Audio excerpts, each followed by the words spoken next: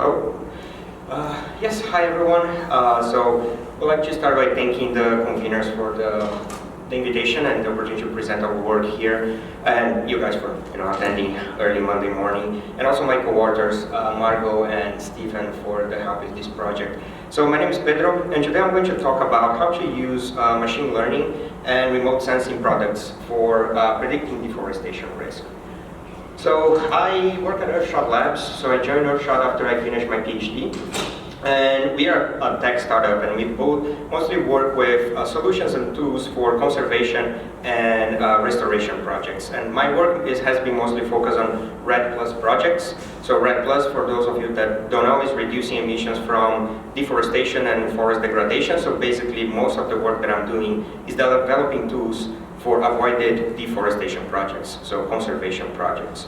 And how does machine learning fits into all of that, right? So current methodologies for such projects, they require us to make spatially explicit projections of where future deforestation is going to happen. So if you look at the figure here, on your right, you have your project area, that's the cyan polygon over there, and those red areas are the areas that are of projected future deforestation. But most of the current methodologies, so when you're trying to certify your carbon credits, they don't really analyze drivers of this deforestation. It's mostly based on prior deforestation. And the most important thing at this point is that these methodologies are shifting because of many issues, and now they're moving towards building deforestation risk maps at a jurisdictional level. So risk maps for entire country or state level. And companies will often rely on third-party softwares to build such models, right? So some of them are free, some of them are paid. So now we are proposing a new way of creating such maps in a very robust way. And how did we do that? So basically, we are using machine learning. So we ran random forest models in scikit-learn, having a binary response variable. So forest pixels and deforested pixels, right? So it's zeros and ones.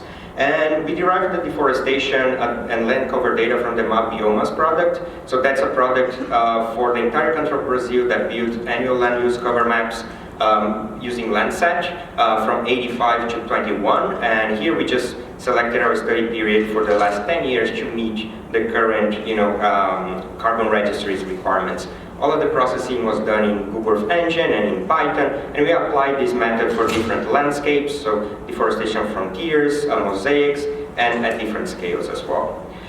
And we used about 11 predictors that are known to be related to deforestation in the literature, so things like slope, elevation, distance to important features like roads, rivers, protected areas, surrounding land use. So yeah, we use 11 main ones. And what are our results, right? So this is an example for a frontier deforestation landscape. So this is the state of Acre in the Amazon. And then you can see, higher risk areas for future deforestation are in red. And you can clearly see a pattern where deforestation is happening mostly along the main road in the north of the state and across rivers. But relatively, most of the state is at low risk of deforestation, as we can see on the histogram on the bottom right, that most of our predictions are very low, so it goes from 0 to 1. And if you look, and also an interesting point about these methods is that you can retrieve the importance of different drivers, right? So if we look at the graph on the upper right, you see that surrounding pasture, surrounding forest cover, and distance to roads were the main predictors of future deforestation risk, which makes sense because most of the deforestation here is occurring for conversion to cattle farming, and mostly occurs along the road. And a neat thing is that it's very easy for you to reclassify such map and then create a risk map with discrete classes. So our predictions are continuous from 0 to 1, but it's easy to beam into discrete classes, and this is what these carbon registry companies are looking for when you want to certify your carbon credits. And it's also applicable to other types of landscapes. So here we have the state of São Paulo in Brazil, so southeastern Brazil, where it's a very fragmented place, where most of the forest cover, as you see, is located along the coast in a series of state parks. And as you see, the deforestation risk in that histogram is more spread out, so you have more quantities of higher risk classes, and the biggest predictors for future deforestation risk in a mosaic landscape was surrounding forest and forest age.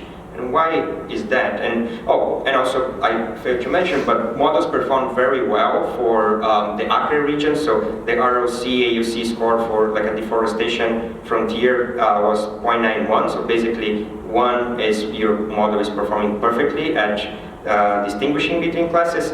For a mosaic landscape that is much more complex, our ROC AUC score was 0.74, but it still does a good job. But basically, we see here that if you're in larger forest fragments surrounded by forest, or if you're older, you tend to survive for longer, especially because this region, older forests older than 10 years, are protected by law. So, you know, it really makes sense, the results that we are getting from these approaches. And the approaches is even scalable, right? So this is a wall-to-wall map that I created for the entire Brazilian Atlantic forest.